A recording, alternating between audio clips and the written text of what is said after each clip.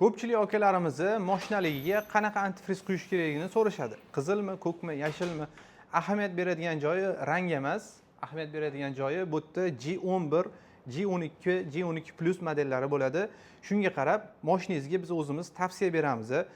G12+ eng kuchli antifriz hisoblanadi. Buni xususiyatida suv tizimingizni tozalab berish xususiyati ham bor.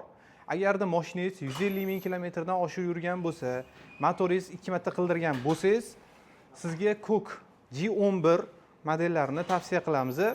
Sababi bu juda ham kuchli bo'lgani uchun mashinangizda agar treshinalar yoki chirigan joylari bo'lsa, u joydan teshib yana chiqib ketish ehtimoli bo'ladi. Endi yashil antifrizga keladigan bo'lsak, bu o'zi ancha oldin chiqqan, to'xtatilgan bu rangdagi antifrizimiz. Hozirgi paytda Shinray modellari shu yashil antifriz bilan chiqyapti.